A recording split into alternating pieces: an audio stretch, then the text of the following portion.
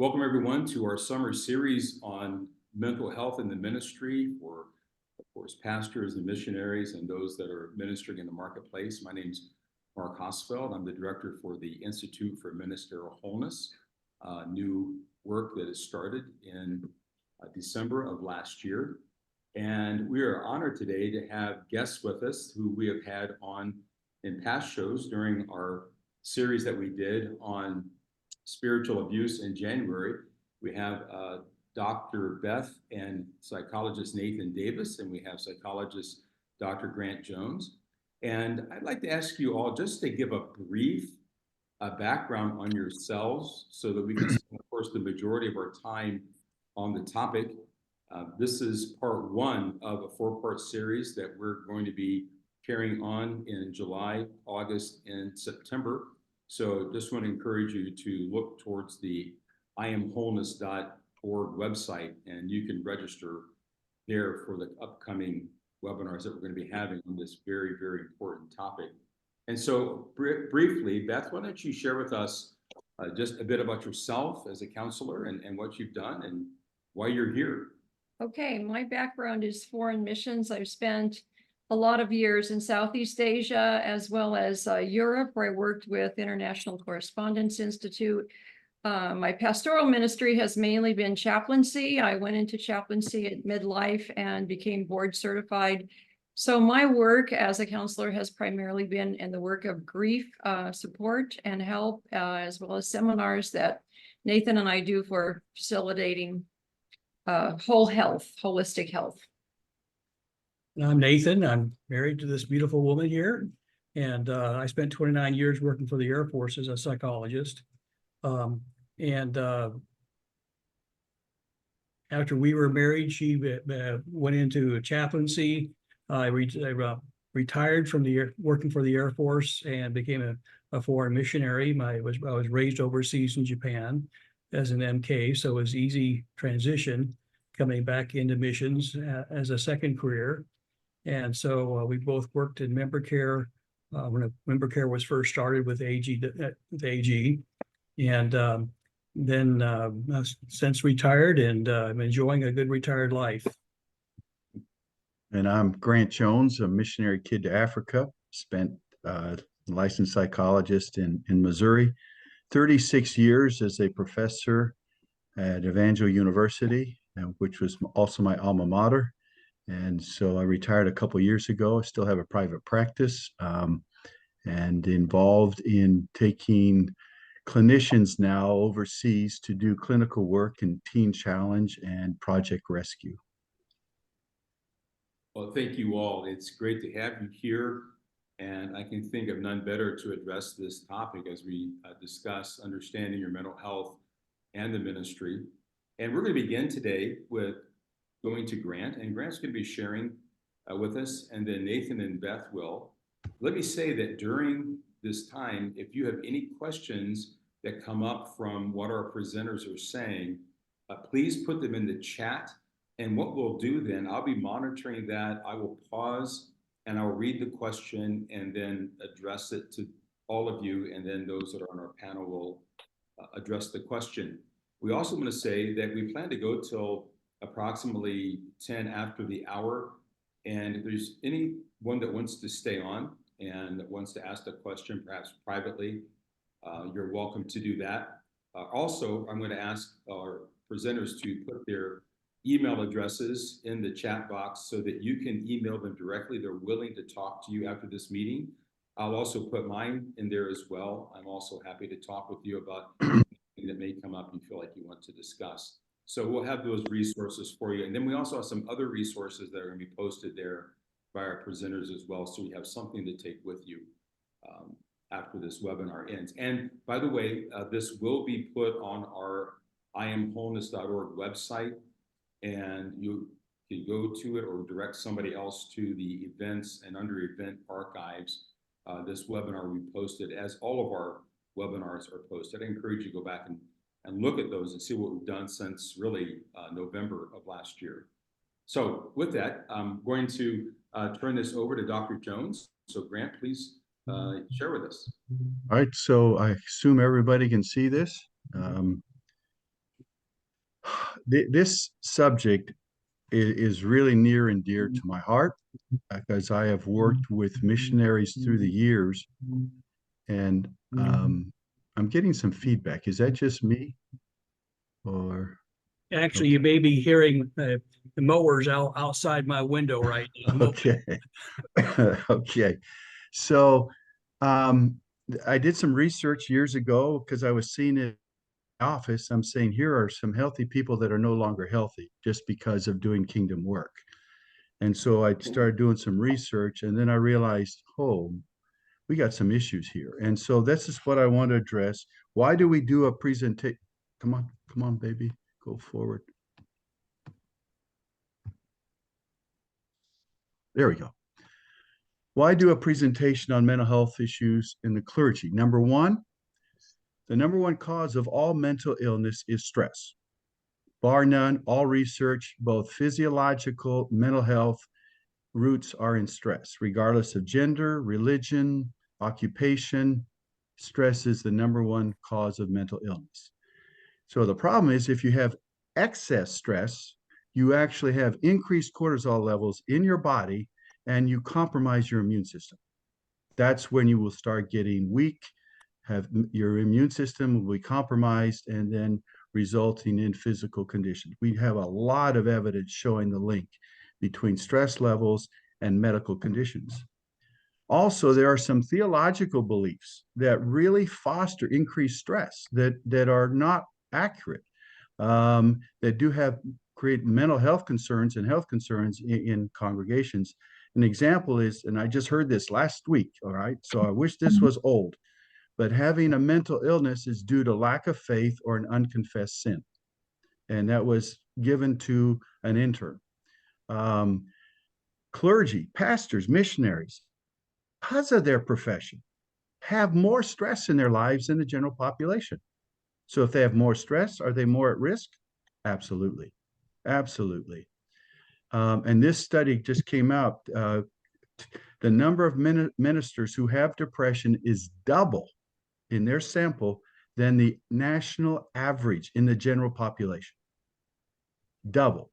So an average, and then burnout rates are just at an all-time high. So that's why we're doing this. Is like there is hope, there is direction, resources to address the problem, but we have to identify the problem first. This study came out, mental health in the Christian faith. Number of pastors diagnosed with clinical depression. Okay, that's not adjustment disorder, that's clinical depression, was double the national average. 45% of pastors sought advice from their family doctors regarding stress and anxiety. Nearly 1/4 of pastors acknowledge having personally struggled with mental illness.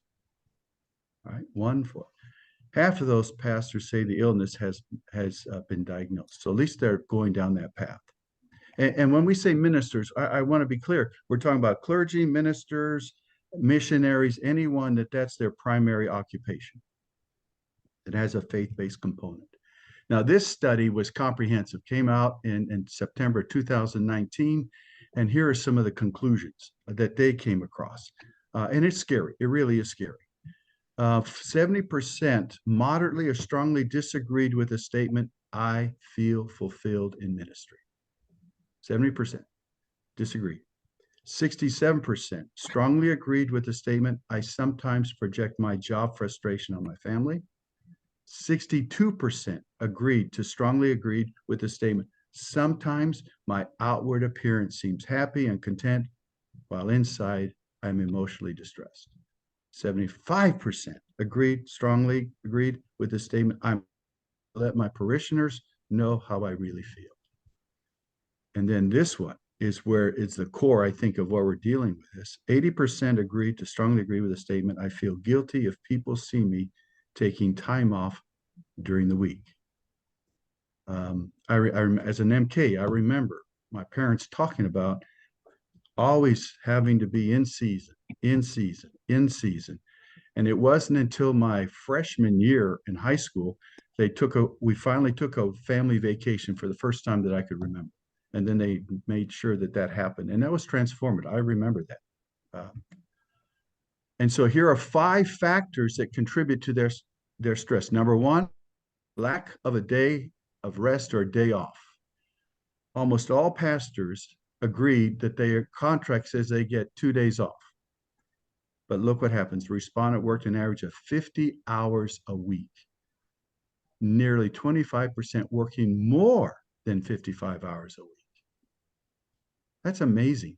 1/4 of this sample worked more than 55. Lack of support from clergy. Now, this was interesting to me, but the sense of clergy being isolated, not to draw support from fellow people who would be able to sympathize with their struggles, like other missionaries, other pastors, because of this sense of competition amongst pastors. I wasn't aware of that because I'm not a minister or pastor, but the people that they could go to help with their struggle, they have shy away from because of that fear of being less than weaker. Hey, Denise, can you mute just a little bit? There we go. There we go. Thank you.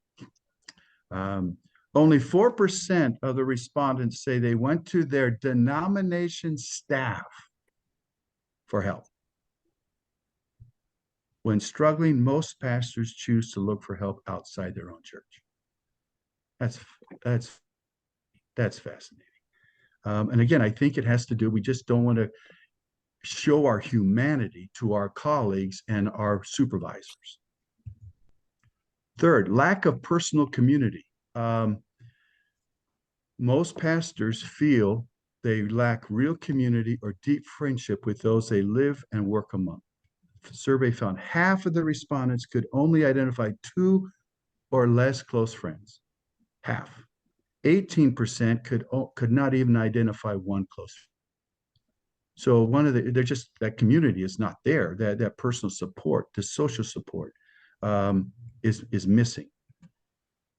It appears that clergy have a hard time turning their work lives off, so to speak. And this contributes to their feelings of isolation. 60% said social evenings with friends usually end up with church talk. And 55% indicated sometimes they felt very lonely. The most powerful emotion is lonely.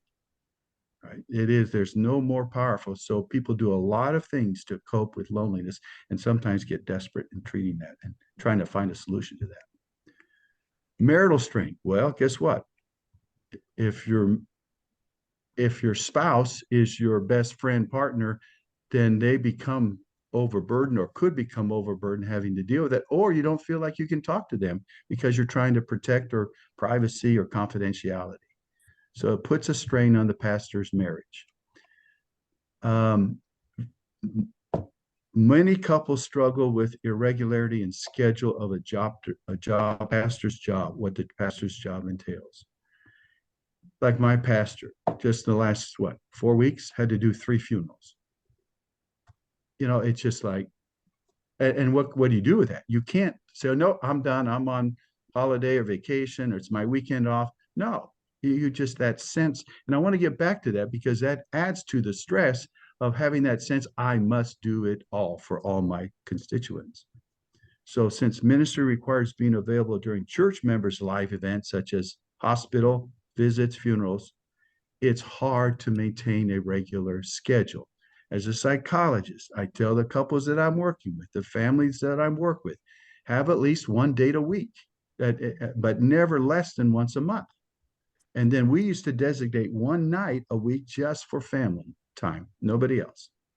And I remember my mom talking about this as a missionary, the glass house effect. When you're a missionary, when everyone sees your life, and there's no protection from what they see, and you're always on display. And then the pastor's life is often a calling for the whole family. And it shouldn't be, but it is. And then 5, this was interesting in this study. Most pastors go to seminary because they want to do discipleship training. They want to do mentoring. They want to teach the word of God. They want to grow spiritual growth and kingdom growth. But then once they're there, The church wants more of a CEO type, how to run daily stuff, the budget, the staff, and the majority, 83% of the respondents said, my church wants a CEO rather than a pastor.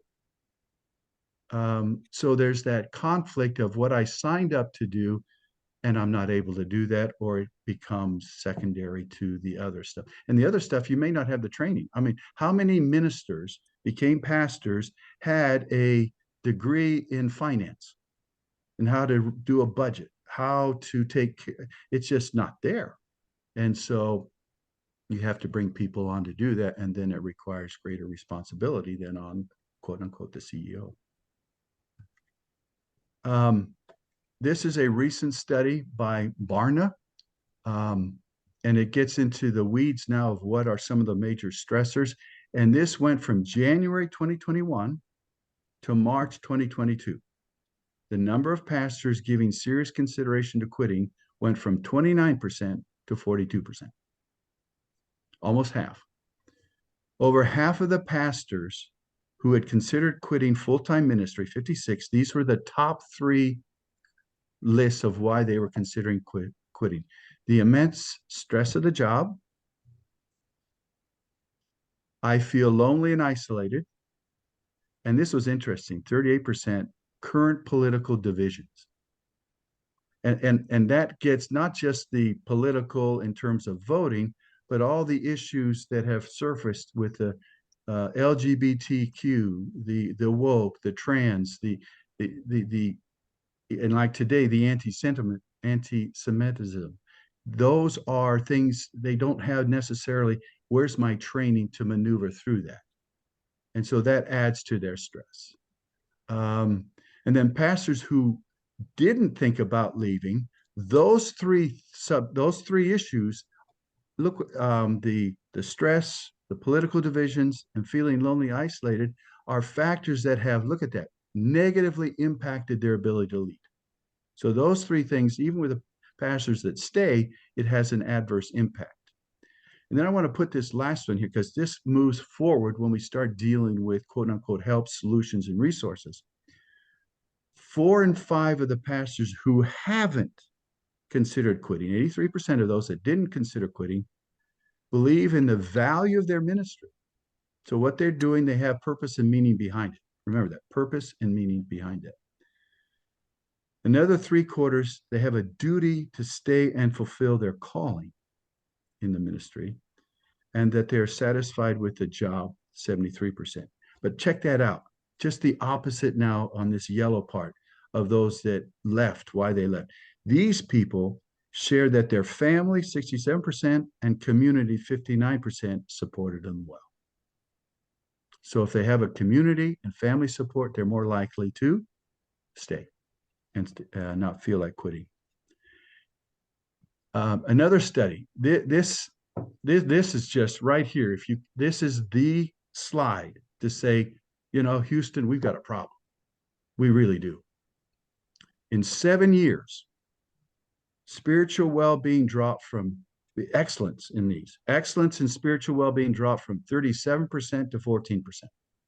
7 years. Physical well-being fell from 24% to 9%. I know of cases, missionaries that had to be returned from the field back to the States with serious medical conditions, and it was all due to stress related, and it took a toll on their body. Mental and emotional health plummeted from excellence from 39% to 11%. Overall quality of life, gang, look at this. 42% said, yes, I have excellent quality of life, now down to 18. Level of respect went from 22 to 10, and the level of true friends dropped by 50%, 34% to 17%. It's a serious issue. It really is. And then when you break it down into the pastor's confidence, 2015 to 22, the 7 years, very satisfied in their job went from 72% to 52%. Very satisfied. Today, only 35% of pastors say they feel more confident in their calling than when they started. An astonishing 40% of pastors now show a high risk of burnout. That's almost a 400% increase since 2015, where the number was 11%. Young pastors and women are hurting the most. Only 35% under 45 were very satisfied, while 58% of those over 45 satisfied. Excuse me. 52% of males say they're as confident in their calling now as when they started, but only 42% of women do that. And both women and pastors under 45 are at higher risk of burnout than any other age group. Pastors don't feel supported. Receiving spiritual support from friends and community several times a month went from 37 to 22. And only 11% of pastors say they went to a professional counselor. 8% saw a therapist, and only 13% saw a spiritual advisor. 6% of pastors said they never sought out any kind of support in this sample. So the evidence is clear. Present-day clergy, ministers, and missionaries are at a greater risk for mental and physical issues than the general population. And then I'll add this: the nature of their spiritual call and the demands of the community contribute to the overall stress that is above the day-to-day stressors. And that can be internalized. But as you will see in the next webinar, there is great hope, there's great help. And here's my little teaser. Self-care biblically is an act of worship. I wish I had discovered that more than 7 years ago. And so next part will be Beth and Nathan when they start looking at the stressors directly. But any questions or comments at this point?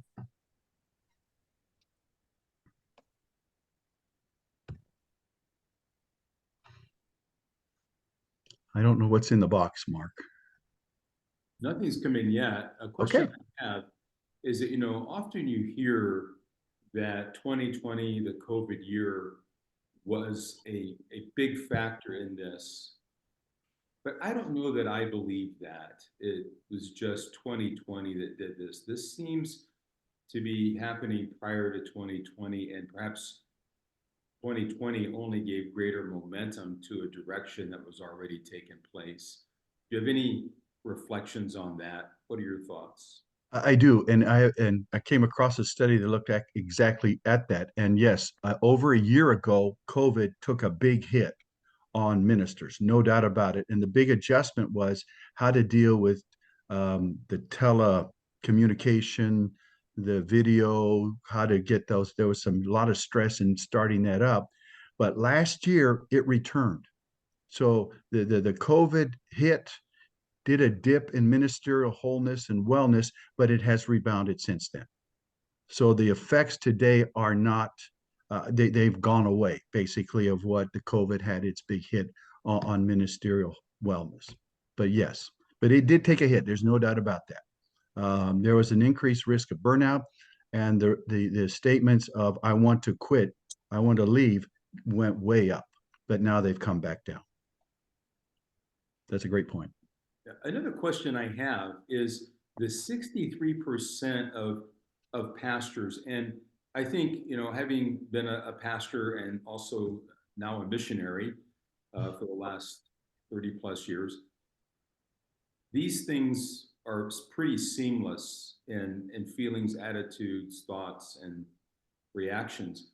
Why are there 63%? Why such a large majority that don't seek help?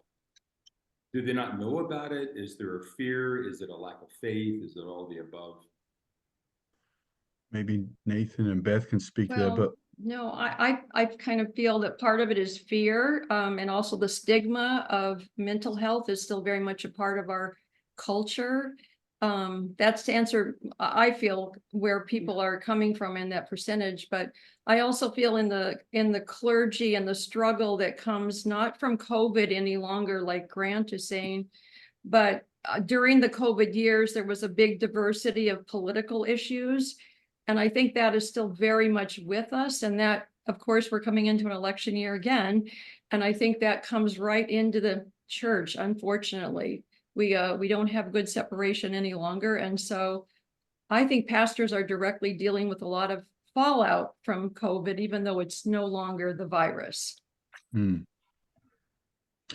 And I think there's a fear. I don't want to say it's a pride issue.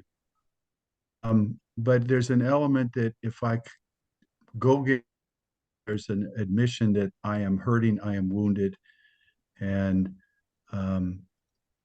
so there's that hesitancy to be that vulnerable with someone else, and I've waited for the day that a pastor or evangelist or speaker would say, you know what, I struggle with depression, and or I struggle with agoraphobia.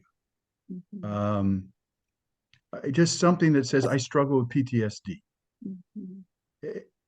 And to role model that for the congregates. I just have not seen that because sometimes I wonder if we as the church members want to know that our pastors are human and have struggles. But I've not seen any research where a pastor's vulnerability has harmed his or her clergyship in the church. I remember talking to a pastor in a foreign country who was pastoring a church of over 5,000. And I asked him when was the last time he had a day off. He had been there 5 years and said, I've never had a day off. Yeah. And that pressure to be all things to all people at all times. And His statement was that if he took a day off, he knew he would be fired. Oh my. which is that feeling of living in a glass house that you mentioned Yes. earlier, Grant, that people are watching you all the time. Yes. And to get away from that is a giant step.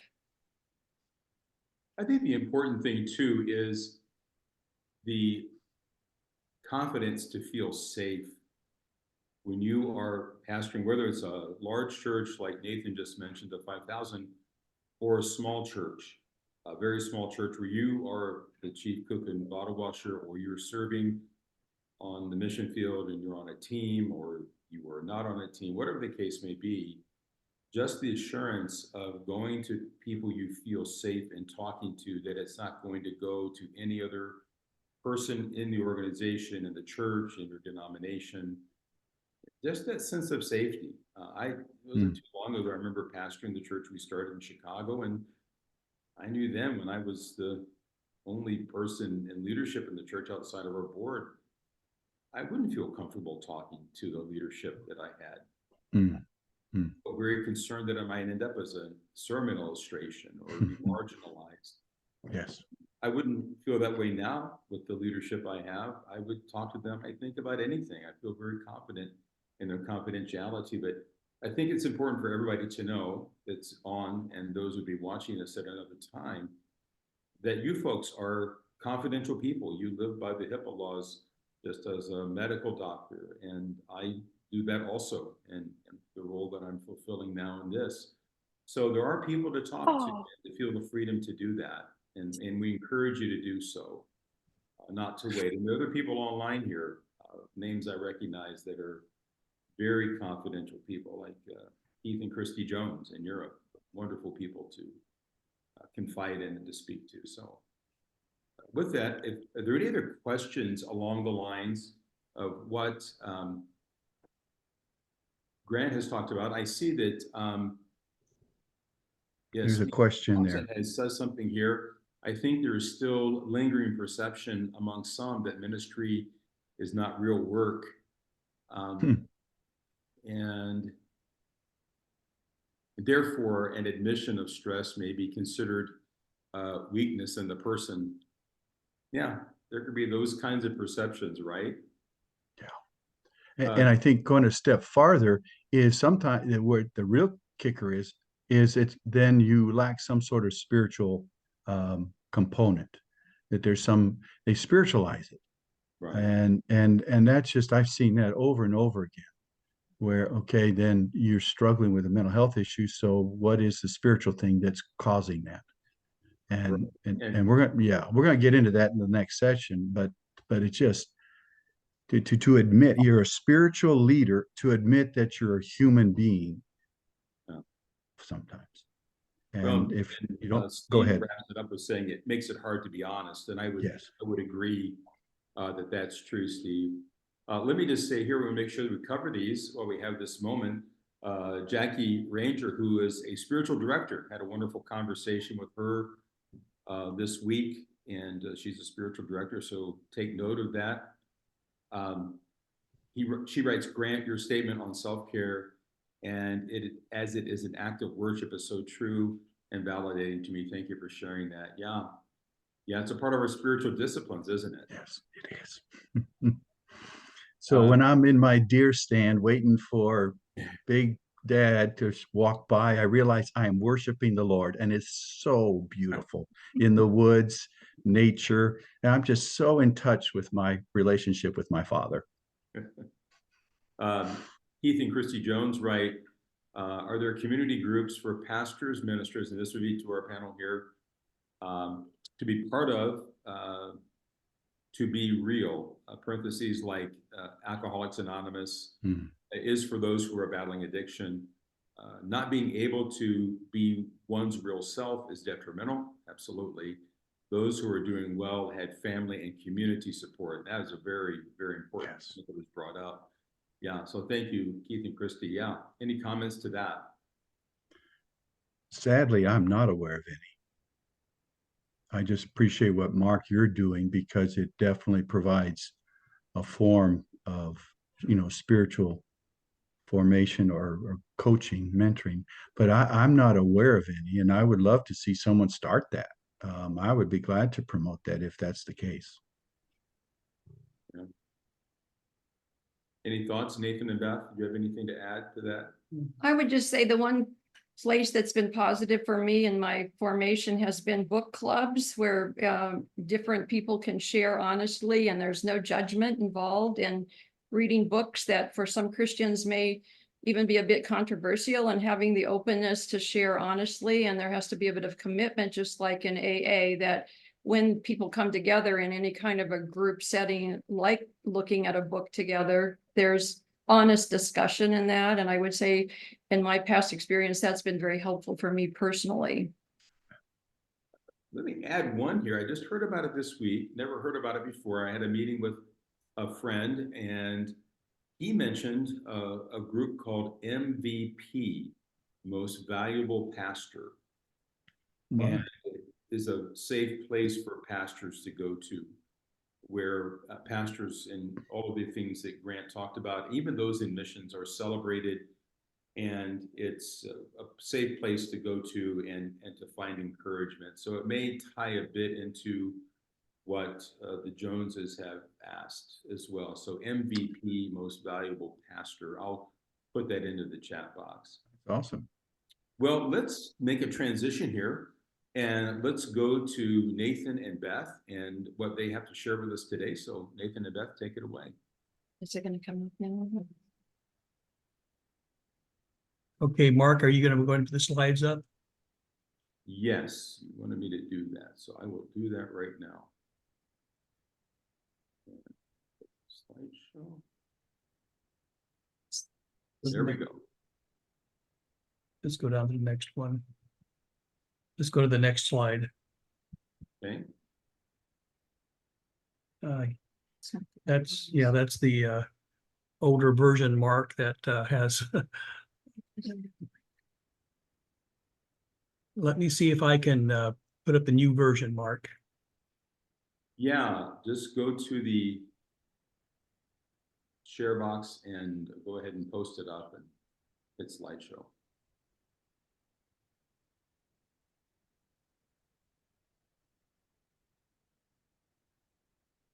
So our purpose as we go on, and even Grant began this focus of normalizing any kind of emotional responses to stress. Our society has become, especially in ministry and in the church world, very fearful and also maybe judgmental of people who seek help. And we saw that in the statistics. But just for a quick review of Old Testament and New Testament characters, there's so many who struggled with feelings of emotion, stress, anxiety, and many of them led to probably depression. We didn't have vocabulary in those days.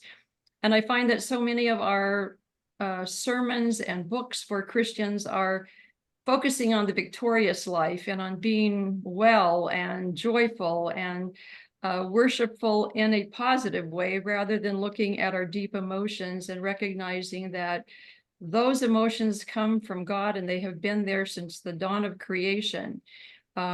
Looking at King David, one of the most famous, I suppose, of all of our examples of having extreme highs when he wrote some amazing praises, and then some extreme lows. Some of our favorite scripture comes from him. My guilt has overwhelmed me like a burden too heavy to bear, though that's one of his, and also asking, why are you downcast, O my soul?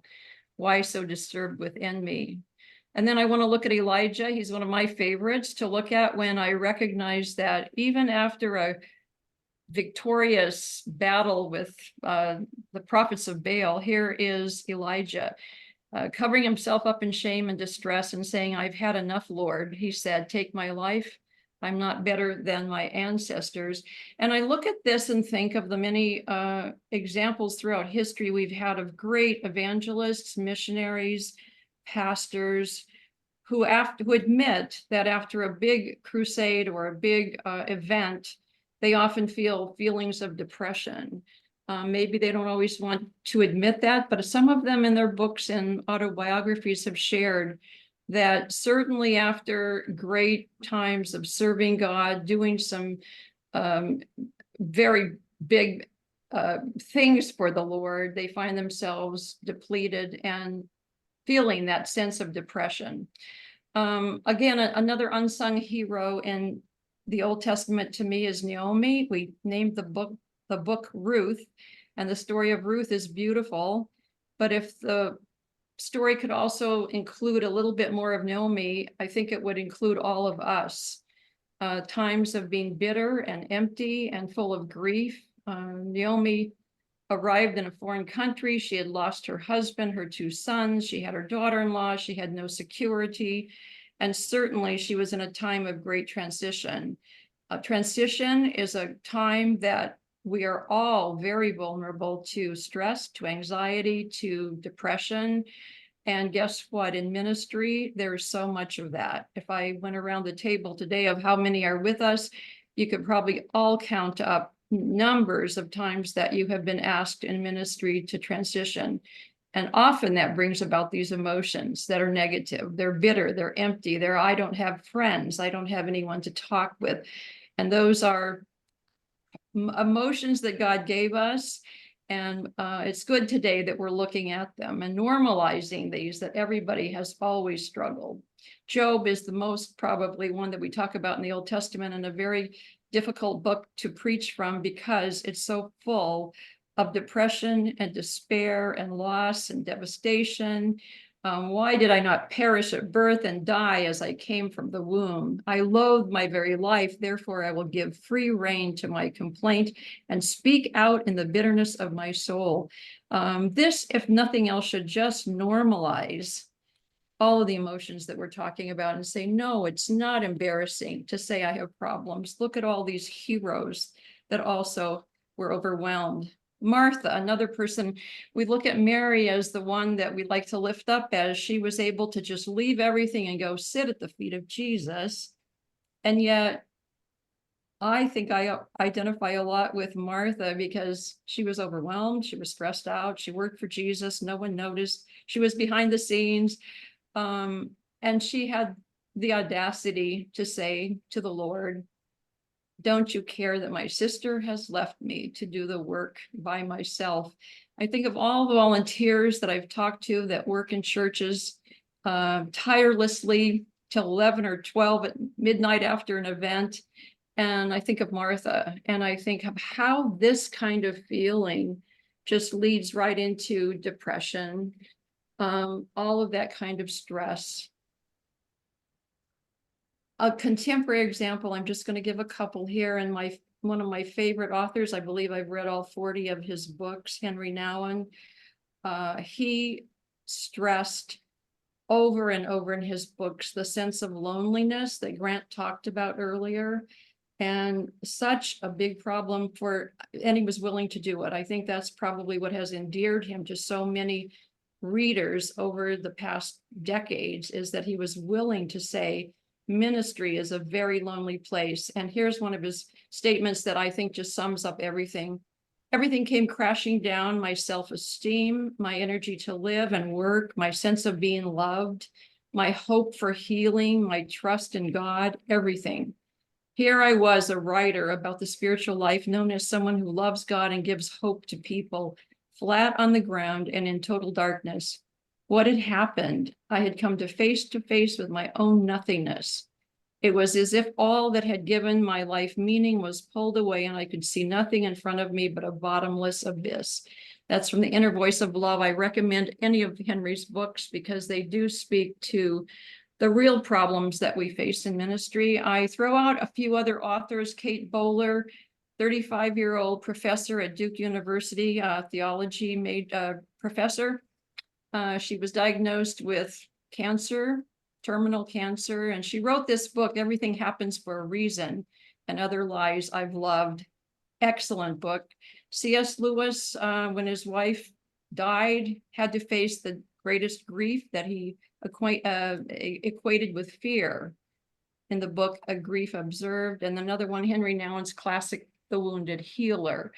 I also love the writings and sermons of Barbara Brown Taylor. She crafts the most amazing, especially Old Testament sermons that are most helpful. And yet, in the spirit, I considered her to be such a spiritual giant to me for so many years. And then she wrote this book, Learning to Walk in the Dark. And just like Henry Nouwen, you find out that people like this have a deep, it's a vulnerability, it's a loneliness, but it's full of spirituality. And I think that's what we're going to be talking about as we move on. And I'm going to throw out to you now a look at yourself and say, as you've heard about the statistics and all those people out there that are in ministry, but not fulfilled, not happy, thinking about quitting, not wanting to go to a counselor, take one moment to just look deeply inside of yourself. I invite you to do that for just a moment and say, where am I today? What am I struggling with? What are my fears, my emotions? And we're going to go on and look at you in the next few minutes. So I'm going to bring up a very old study from 1967, a very well-known study where Hobbs and Rahe went out across the states and did a survey of thousands of people to try and find out what are people stressed from. And on a scale of 1 to 100, they rated all the responses. And you'll see some of the top responses here. You'll see it says equals 305 in a stateside environment. What I'm trying to point out is those things in yellow and bold are the things that pastors face whenever they transition to a new ministry, or missionaries face when they go overseas. And so if you are a pastor in a new ministry or a missionary now transitioning overseas or to a new assignment, you start off with a score of 305 if you just look at those things in the yellow bold and add those up only. I'm going to invite you right now on a piece of paper, not to write all this out because it's too much, but just write out the numbers that are assigned to each item. So for instance, if you have recently experienced pregnancy, that's listed as an average of 40, put 40 down. If you have a business readjustment or a financial state adjustment, put in that number 39 or 38. Just write down the numbers quickly because you won't have time to do all this, but just write down the numbers to find out what's the total that you have right now. These are things that would be that happened over the last 12 months. I'll take a minute.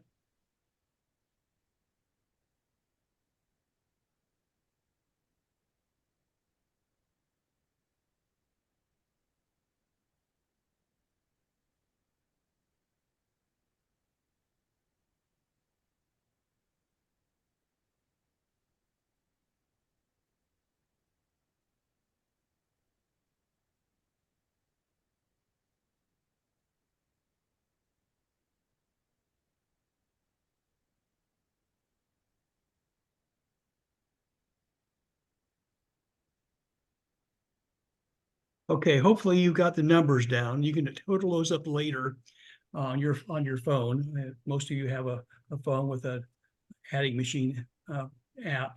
Go ahead and total those up, but go ahead and write those numbers down. And I want you to take note of what your total score is for you at this time, considering the last 12 months. What is your total score? Write that down to the side. Now, I want to point out that what other people don't have that you have as a minister is you have vicarious exposure. In other words, ministers have people that come to them for counseling in the church and other parishioners, and even in your community. I have people all around my community that come to me and want to talk to me. And so when you talk to them, because they're people in your church, they're people that you care about. You're not unaffected. If it's just a bystander, someone you don't care about, yeah, you can say I'm not affected. But when they're people in your church or your next door neighbor, you are affected as you counsel them, as you give them help. So add 12 for each of those vicarious exposures that you've had over the last year. If you do that once a week, you're going to find out you're going to add 624 for the entire year. And I'm putting that there because most ministers don't even think about this, but they're constantly talking to people in their community and to their own church members, people they know and care about, and they are affected. What is your vicarious exposure? How significant is that for you? It's going to vary, but I don't want you to leave it out. So think about, for the last year, a round number of about how many times you've given counsel and help to someone in your church or your ministry or just a neighbor, someone you care about.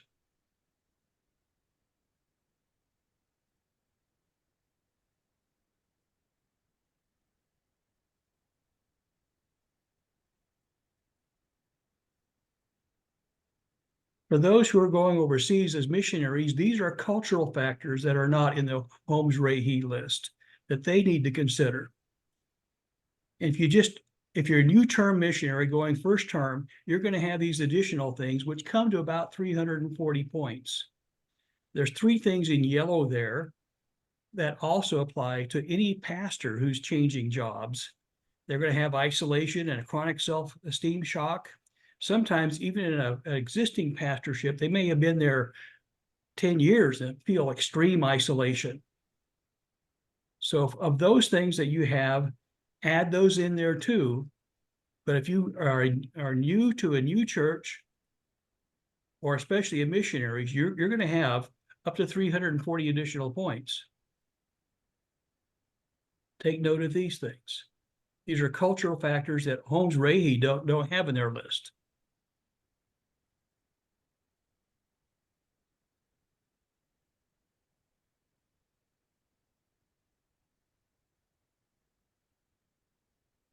So I want you to consider, what is your score? The average American score is 100 on the Holmes Rahe list. Where's your score?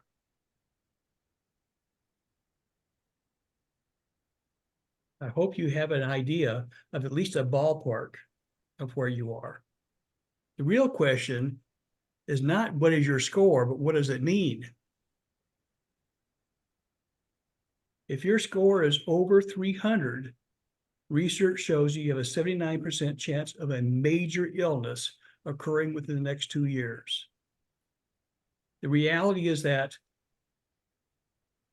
stress affects your body. And as a human, God designed it to be affected by stress, to slow you down.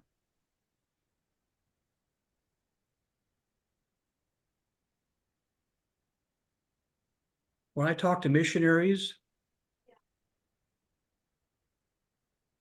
I am astounded by the number of times that their score is over 500. But if you just consider the cultural factors, along with the transition, that puts them over 600 right away. So what does this mean? It means major illness if they don't do something about this.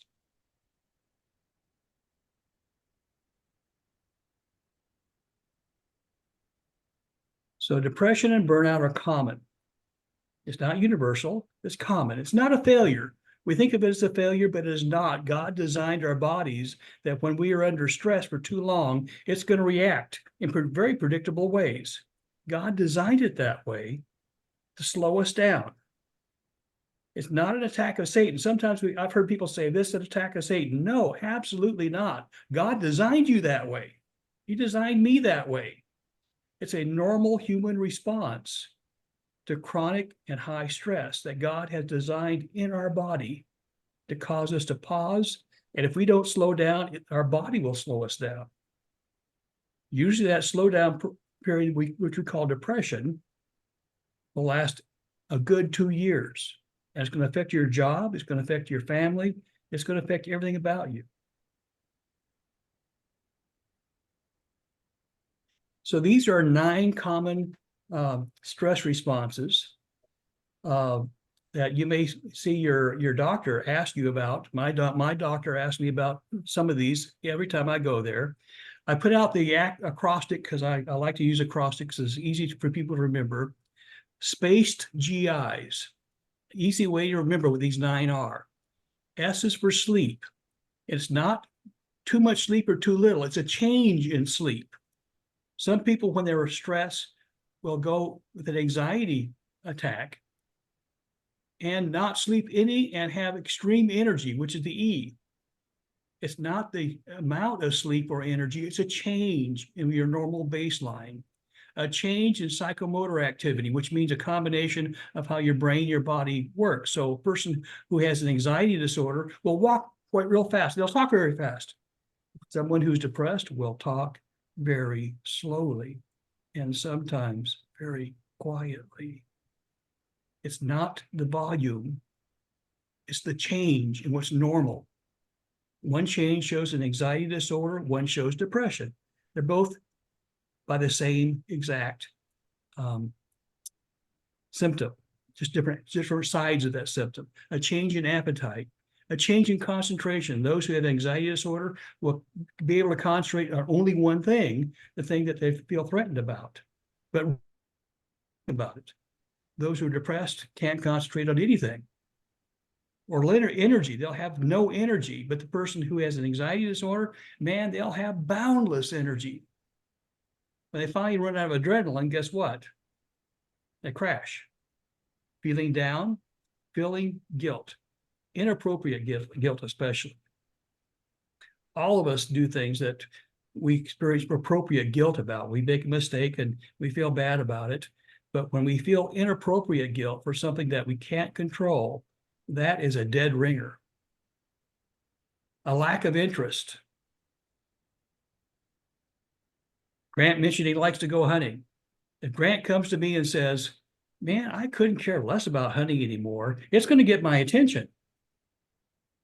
And I'm going to immediately say, Grant, are there other things that you're lacking attention on that you don't have interest in anymore? Because that is a normal Grant.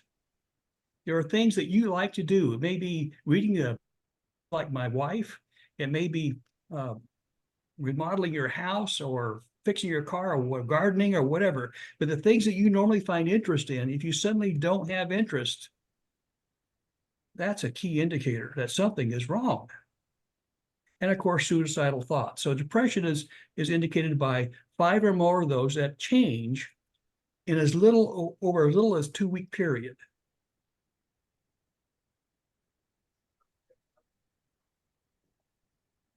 Now, if you go to your doctor, my doctor goes through this same thing. You'll see on the left-hand side, the same space to GIs, the symptoms.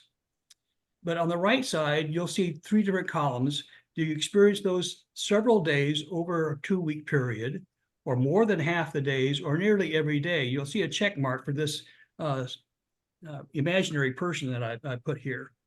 You'll see in the second column there, it says several days. You'll see 3 checks. That person gets scored 1 point for each of those checks in that first column, 2 points for each check in that middle column, more than half the days, and they get scored 3 times, 3 points for each thing in that third column. And you'll see the additions, the totals at the bottom, 3, 4, and 9 for each of the columns. So this person has a total score of 16. The doctor, my doctor usually starts by saying, Nathan, are you having any problem with sleep? And I'm just going there for a general checkup. But my doctor is asking me, he's using this same list. Most doctors use this because it's so easy to use.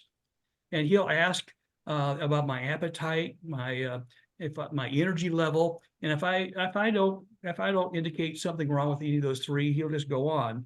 But if I show a problem with any of those three, guess what? He goes deeper and he asks about the rest of these.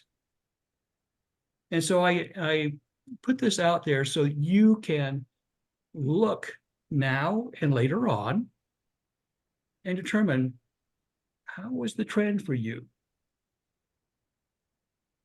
Are you going down that slippery slope? Or are you maintaining emotional health? This will show actually anxiety disorder as well as depression. And so I invite you right now, as we talk, quickly add up your score, see where you're at. Take a couple minutes here for you to do that.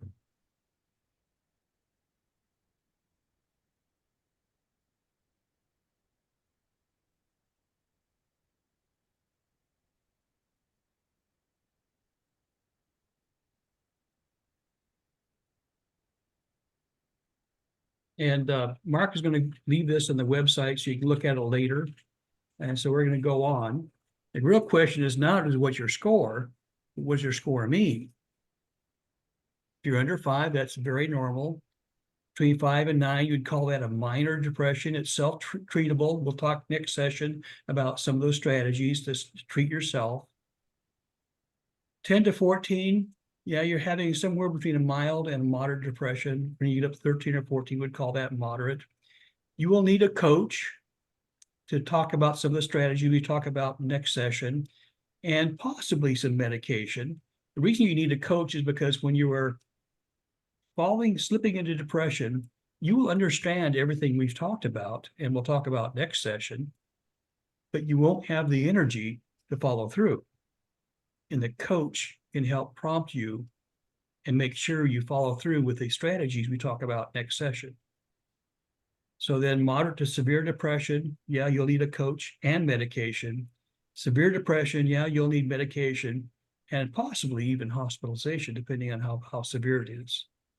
So this will give you an idea of what these numbers really mean.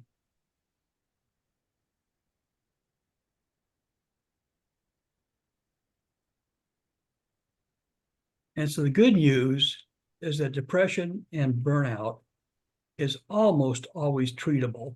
Not always, there's always, other things, but I'd say at least 90% of the time or more, it's treatable even by yourself if you know what to do. It is treatable. So which would you rather do? Would you rather prevent it or treat it after the fact? Once you're depressed, it's going to take about 2 years to get out of that hole. During that time, your family's going to be affected, all your friends are going to be affected, and your work going to be affected. And most people who are in major depression lose their job because they can't do the work. Next webinar, we'll talk about some strategies to help you and help everyone else that you can use to help others as they go through this cycle. Between now and the next time we meet, I'm going to invite you, if you'd like, to go ahead and get a copy of this book. It's available on Amazon. There's a link there. And it goes through all the strategies. We break the strategies down into physical strategies, emotional strategies, and spiritual strategies. 3 major areas. And you can read that ahead of time. And maybe if you can at least get through the physical, we'll have a place to start next time. So I invite you to go ahead and do that between now and next time we meet. Any questions? We've kind of gone through this pretty quickly. What questions do you have?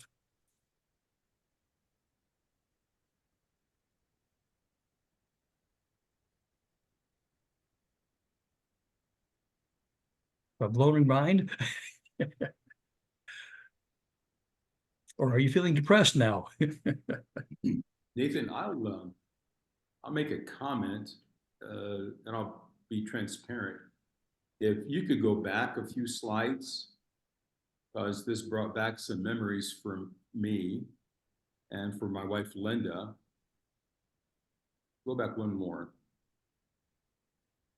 Hold on, just let me see if I can. Oh, something happened to my screen. So it's Just go back one more slide. Well, I'll go ahead and share while you're doing that. But Linda and I served as area directors for Central Eurasia for over 8 years, and had a wonderful area overseeing our missionaries in Central Eurasia. And we were living in Pakistan, which was the country that we were called to. And we, after it started Teen Challenge and did a couple church plants, we were asked by leadership to become area directors. And so we were going along, and all of a sudden, September 11th, 2001 rolls around, and we are all of a sudden, facing a massive change in life. The Al-Qaeda bases that Osama bin Laden launched is directed to attack the Twin Towers of Pentagon and other things happened 200 miles away from our house. So our leadership said you have to evacuate. So we oversaw the evacuation primarily of our workers in Afghanistan and in Pakistan. And my wife really did most of that work and did a great job of organizing all of that. So that took place. But then, I am coming back and forth into Pakistan and Afghanistan during the war and some other places. And I was gone for lengths of time, 5-6 weeks at a time, visiting our missionaries as an area director. I very much saw that role, first of all, as a pastoral role, then administrative and strategic as a third point. And so anyway, we had a retreat with Middle East, North Africa, and the Davises, Nathan and Beth, came, and they shared what this one point of these different stressors. And out of the 9, Linda and I had 8 of them. And we went back to our room, and she said, I don't know if I wanted to attend that session or not, but I feel like I counted, outside of being suicidal, I had 8 of the 9. And we had encouraged our missionaries all to schedule an appointment while they were at the retreat with Nathan and Beth, and they did. All of the missionaries did. And I said to Linda, we need to do that ourselves. And she says, I don't want to do it. I don't want to talk to anybody. I just want to get through this. And I said, no, we are telling others to do this. We need to do it as well. And Linda's very teachable, but she was like, I don't want to even think about it or deal with it, because I feel like it's just one more thing added to the plate. Well, we did, and it was so life-giving to talk to them. They made connection with our primary care doctors in the States. And when we came back for area director meetings, we met with them, and they put us on an antidepressant, a lower dosage, but it was primarily, as they described it, to help us get over the hump of the work that we had to do in this unique time. And I just want to encourage all of you not to hesitate to see a psychologist or a counselor. And if they recommend that you connect with a primary care doctor to be prescribed medication, don't hesitate to take medication because it is not a lack of faith. It's not something that's going to hinder your career. But if anything, it'll be a temporary, and emphasize the word temporary, means for you to get through a very challenging time. And so this whole dynamic of awareness of mental health is something that no one can do for us. You can have webinars like this that provide information, and we're going to get into greater depths in the next 3. The one that we have next month is all about self-care and what to do to accomplish that. It's entitled Self-Care for Ministers and Missionaries, Part 2. But from my own experience, and then I'll just say again, when I came out of severe COVID, I was one of those that was in a very bad way. And coming out of that, my father died the floor above me. from an aneurysm, something completely unrelated to COVID, but he was a floor above me in the hospital when he died. My concern about work, I'm not producing, this kind of thing. My wife and my daughters said to me, you need to see a counselor, and I did. And I spent 5 months meeting with that counselor every week until the day he said, you don't need to see me anymore. And it was another tremendous move. So please, if you need to speak to a psychologist, a counselor, meet with a spiritual director, that is something that you need to do for yourself. And we're here to give you that kind of direction. You know, if it's not us, we'll find those that can and that you can connect with. So don't hesitate. I'd like to add, Mark, that you know, those of us who are in this as a profession, we're not immune from this ourselves. Right. And so after you left Pakistan, I went to Afghanistan to counsel POWs. 16 of them that had been imprisoned and tortured on a daily basis. By the time I finished 2 weeks later, I had every symptom on here. Like those vicarious symptoms we talked about. Because they were people I cared about who were affected and had been tortured day after day after day. They didn't talk about their imprisonment as one event. They talked about day 1, day 2, day 89, day 90. They remembered every event every day. And hearing that, I was affected. I had to come back and I had to take a extended time off just to recuperate from that vicarious exposure, because I'm affected. I'm human. And in your ministry, if you hear this kind of thing from your parishioners or your neighbors, it's normal. God has designed your body to be empathetic, and you will be affected. That is normal. Yes. Let me just say something real quick please, too. Dr. Jones, yes. Ministers, clergy, missionaries are more at risk for the vicarious stuff, because one of the reasons we go into ministries is we have empathy for other people, for not only their souls, but their mental health, well-being, families, and marriages. So having more empathy really makes you more at risk to being wounded by other people, as personally or vicariously. So taking care of yourself is priority one. But yeah, I appreciate, Mark, your vulnerability, as well as Nathan and Beth, and so that's critical. Yeah, thank you. And I won't share the whole story, perhaps another time, but even getting into spiritual direction, which I do now, all of that grew out of a very successful pastorate, growing church, building programs, all that kind of stuff that you look towards measuring success. But I'm praying, I'm reading scripture, my marriage is fine, my kids are healthy. But I hit the wall and I was so empty. I put my fist through the wall one day, literally in my office at home. And as I pulled my fist out of the wall, I said, I minister to everyone else. Who's going to minister to me? My bucket was completely empty and there was nothing for me, let alone anyone else. And for me, spiritual direction, having a spiritual director turned that around. And that's why I eventually have gotten trained and do that, because it was such a benefit to me that I know it's a benefit to other people too. But I just want to direct your attention to just a few books that have been mentioned here by those that are on with us today. There's one from Helping Children Worldwide. They recommend a book that's titled Humble Roots, that relates to desires for those who need to do it all, and how that may relate to pride. Edgar recommends, he's found freedom, insight, and wisdom in the book, the steward leadership. The steward leadership is what it says, by Scott, I believe it's Rodin.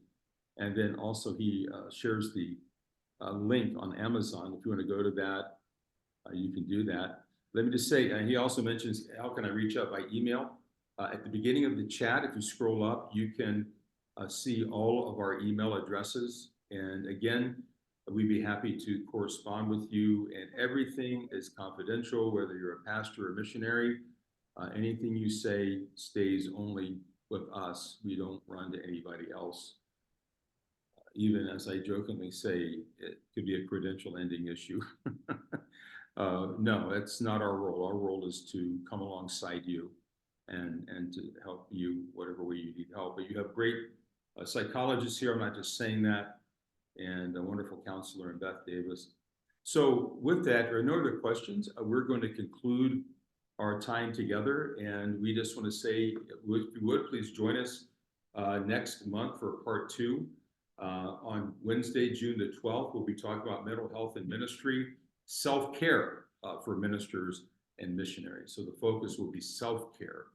And so with that, we're going to say goodbye and thank you. We're so glad you were all with us. Again, we're here to serve you. Blessings to you all. We'll talk to you later. Bye-bye.